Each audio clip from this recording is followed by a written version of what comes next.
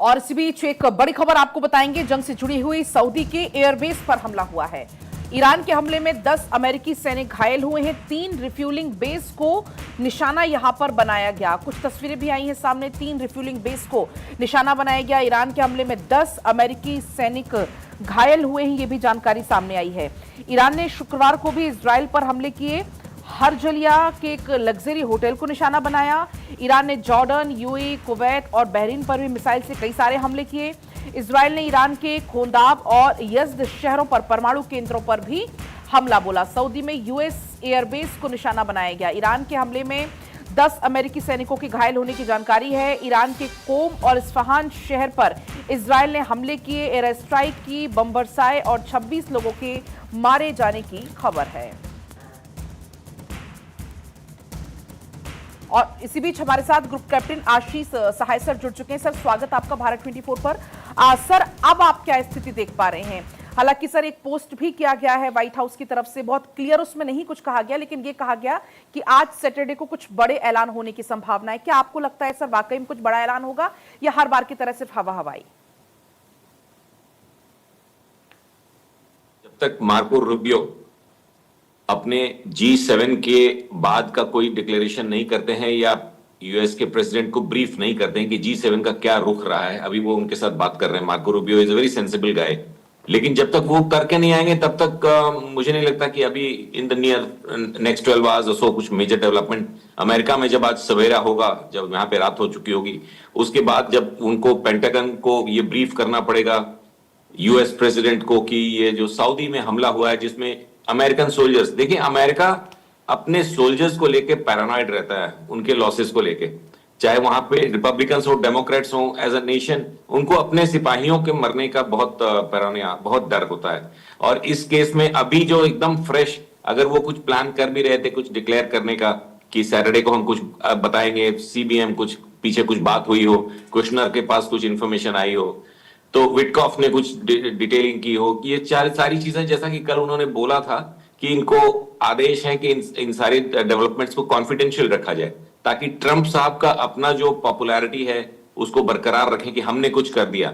जैसे वो एक छोटी सी चीज, 8-10 जहाज अगर तेल के पाकिस्तान के झंडे के साथ हॉर्मुज क्लियर करते हैं और उसके बाद वो ईरान से ओके मिलता है कि इसको अमेरिका जाने दो, ये एक यूएस प्रेसिडेंट के लिए बड़ा मुद्दा था कि वी बड़ा वेरी बिग गिफ्ट। तो आप उनकी मैच्योरिटी लेवल को समझ सकते हैं। इसी वजह से बैक चैनल डिप्लोमेसी में क्या हो रहा है, कुशनर और विटकॉफ की टीम क्या कर रही है, या रूबियो अभी G7 के साथ क्या कर रहे हैं, ये सबसे पहले यूएस प्रेसिडेंट को ब्रीफ किया जाएगा। वैसे भी यही प्रोटोकॉल है क्योंकि वही चीफ एग्जीक्यूटिव है, वही कमांडर इन चीफ है यूएस फोर्सेस का। तो इन द नियर फ्यूचर कोई मेजर डेवलपमेंट की उम्मीद नहीं है, बल्कि ये पॉसिबल है कि वॉर थोड़ा और एस्केलेट होगा। जैसे ही ये बात पेंटागन कल पिछले 3-4 दिनों से ऑल्टरनेटिव तैयारियां कि अगर बूट्स ऑन द ग्राउंड करना है तो किस आइलैंड पे करना है, क्या उसका मैग्नीट्यूड होगा, क्या तेहरान में भी कुछ स्पेशल फोर्सेस करने पड़ेंगे, इन पे काम कर रहा था। और इस बीच में अब ये सऊदीया पे हमला जिसमें उनके अपने सैनिकों, तो वो काफी तेज बम्बार्डमेंट कर सकते हैं। और आईएईए ने कल बोला था, आपके दर्शकों को शायद ये पता चल गया होगा कि they are very concern about the planned US strike on Bushehr में जो इनका न्यूक्लियर पावर स्टेशन है उसके ऊपर हमले का जो प्लान है अभी किताबों में है। लेकिन उसमें एक मेजर इशू जो एटॉमिक एनर्जी बॉडी को है वो ये है कि यहां से रेडियो एक्टिविटी लीक हो सकती है। जून का जो हमला हुआ था मिडनाइट हैमर, अगर आपको याद होगा, तो वो एक एनरिचिंग फैसिलिटी पे हुआ था जहां पे न्यूक्लियर एनरिचमेंट हो रहा था, यूरेनियम को एनरिच कर रहे थे, तो वहां पे रेडियो एक्टिविटी का चांसेस कम होता है। जबकि ये बुशहर का जो इनका एटॉमिक एनर्जी प्लांट है, यहाँ पे रेडियो एक्टिव न्यूक्लियर एलिमेंट्स उपलब्ध हैं। अगर इस पे हिट किया जाएगा तो ये एक बहुत मेजर लीकेज हो सकती है आसपास के लोगों के लिए, आसपास के इलाकों के लिए, इसलिए एटॉमिक एनर्जी बहुत डरी हुई है। और सर, लेकिन ईरान के यज़्द में यूरेनियम प्रोसेसिंग प्लांट को निशाना बनाया गया है, उसके बाद क्या लगता है कि हालात बिगड़ सकते हैं क्या यहाँ पे? हाँ, तो जो ये अगला लाइकली टारगेट है जिसके ऊपर ट्रंप अक्सर पिछले 4-5 दिनों से इंडिकेट कर रहे हैं कि we will start with the biggest target, अगर उनके पावर स्टेशंस को ईरान में मारना है तो बिगेस्ट पावर स्टेशन, और वो बुशहर ही है जहां पे एनरिच्ड यूरेनियम है, जिसमें रेडियो एक्टिविटी है, आइसोटोप्स हैं जो कि फैलेंगे तो लोगों को बहुत ज्यादा मेडिकल हानि हो सकती है।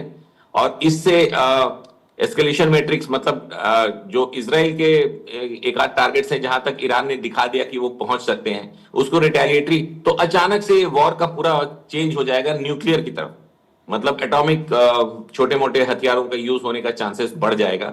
इसलिए ये बहुत क्रिटिकल है कि G7 से Marco Rubio, secretary of state जो है यूएस का, वो क्या बातें करके आते हैं। वैसे G7, G20 और वो 22-23 और नेशन सबने मिलकर एक कंसोर्टियम टाइप बनाया है 30 कंट्रीज का, जो अब पॉजिटिवली बातचीत में इन्वॉल्व करने की कोशिश कर रही हैं, despite president of the United states calling them names कि वो पेपर टाइगर है, नाटो किसी काम का नहीं है। उन्होंने यहां तक बोला कि नाटो के सामने हम नाटो को रेस्क्यू करते हैं, लेकिन नाटो हमें रेस्क्यू नहीं करता है। अब ये रेस्क्यू वर्ड का मतलब कि इनडायरेक्टली ये मान के चल रहा है ट्रंप कि American forces are in a crisis. Rescue आप किसको करते हैं, बचाते आप किसको हैं, जो किसी खतरे में होता है। अगर वो ये बोलते कि सिर्फ हॉर्मुज को क्लियर करने में हमें हेल्प करो तो बात कुछ और होती। उन्होंने बोला है कि NATO is not coming to our rescue, मतलब हम किसी सिचुएशन में फंस गए हैं और वो हमें बचाने नहीं आ रहे। तो इस तरह के वर्ड्स, हालांकि ट्रंप इज नॉट